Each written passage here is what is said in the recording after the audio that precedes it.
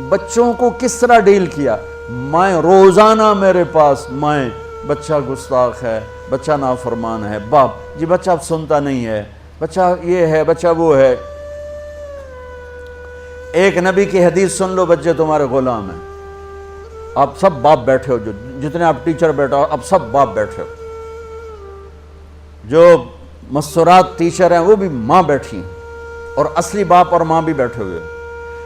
میرے نبی نے فرمایا اکرموا اولادکم، اپنے بچوں کو عزت دو، عزت دو. میرے نبی کیسے عزت دیتے تھے؟ حضرت فاطمہ گھر میں انٹر ہوتی، اور یہ حضرت فاطمہ کا آنا کوئی 8ویں دن نہیں ہوتا تھا، گھر کے ساتھ گھر تھا، 2-4 گھر چھوڑ کے حضرت فاطمہ کا گھر تھا.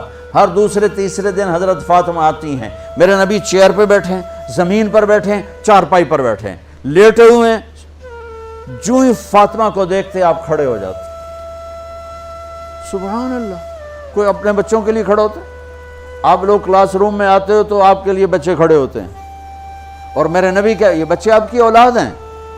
میرے نبی کھڑے ہو جاتے، اور وہیں نہیں کھڑے رہتے تھے بلکہ تیزی سے آگے بڑھتے تھے، اور جا کر حضرت فاطمہ کا ہاتھ پکڑ لیتے مسافر کے، اور پھر دیکھو مجھے یوں بوسہ لیتے، پھر ہاتھ پکڑے پکڑے پکڑے لے کر آتے.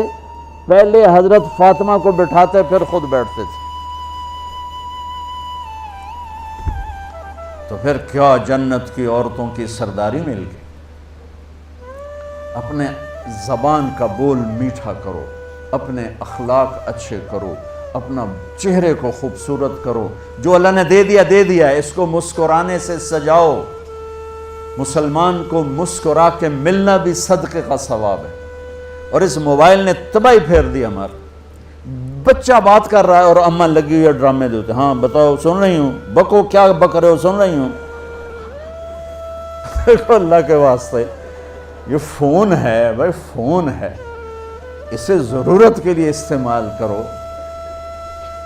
اس کو اپنے لیے لعنت مصیبت نہ بناؤ.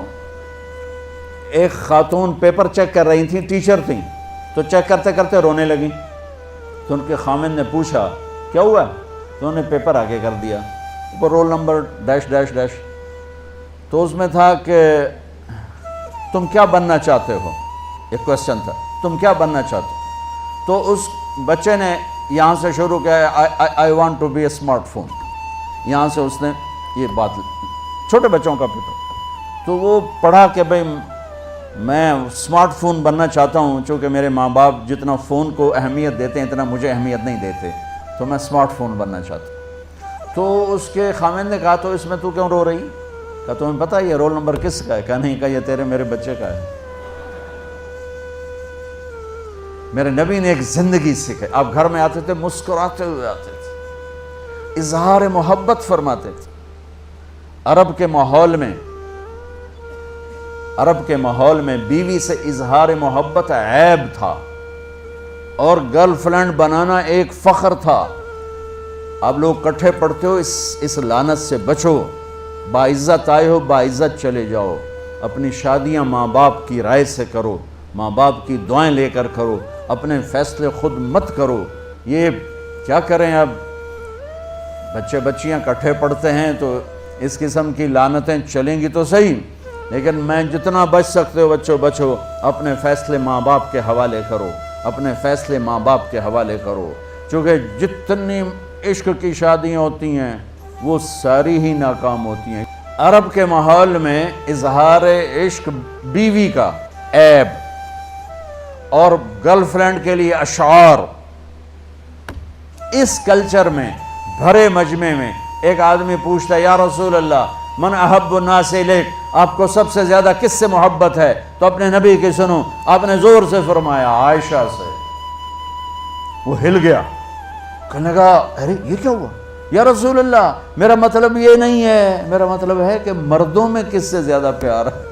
تو آپ کو پتہ چل گیا، اس کی نبض پہ ہاتھ رکھ لیا کہ اس کو ہضم ہی نہیں ہوا کہ میں نے عائشہ کا نام لے دیا. اب آپ نے کہنا تھا ابو بکر سے، تو آپ نے کہا عائشہ کے ابا سے، عائشہ کے ابا سے.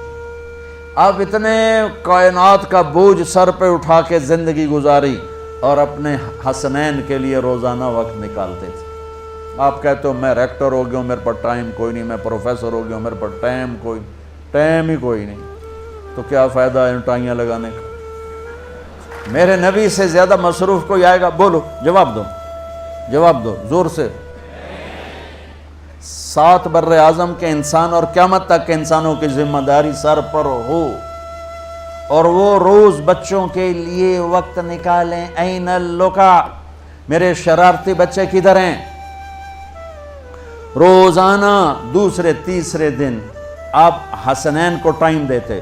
اب کیسے ٹائم دیتے؟ دیکھو ان کے لیے ایسے آپ ان کے لیے ہاتھ بھی بچھا دیتے اور پاؤں کے گھٹنے بھی اٹھا دیتے، ہاتھ اور گھٹنے لیول کر کے، کمر پورا جیسے سواری کا ہوتا ہے۔ آؤ بھائی بچوں اپنے اونٹ پہ چڑھ جاؤ، دونوں بچوں کو اوپر چڑھا کر کمرے میں چکر لگاتے، پھر کہتے تمہارا اونٹ کیسا ہے، پھر دونوں کو اتار کے زینب کو اوپر چڑھاتے، پھر کہتے اوپر سے آ گئے حضرت جابر ایک دفعہ کہ حسنین اوپر چڑھے ہوئے تھے، بڑی عالی شان سواری ہے بھائی، بڑی عالی شان سواری ہے بھائی، تو میرے نبی نے نیچے سے کہا بڑے عالی شان سوار ہیں بھائی، بڑے عالی شان سوار ہیں بھائی،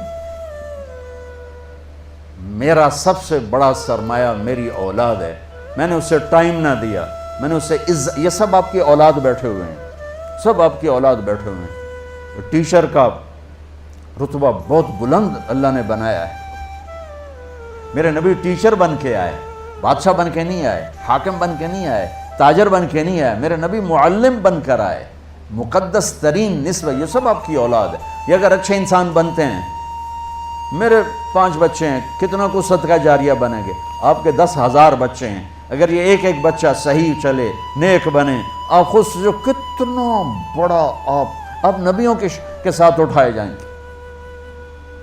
یہ اتنا عالی شان مرتبہ ہے انسانیت کے لیے، معلم بننا، ٹیچر بننا، لیکن پھر نبی کی زندگی پڑھو، نبی والے اخلاق پڑھو کہ میرے نبی نے کیسے زندگی، کیسے خوبصورت طریقے سے اپنی اگلی نسل کو سنبھالا۔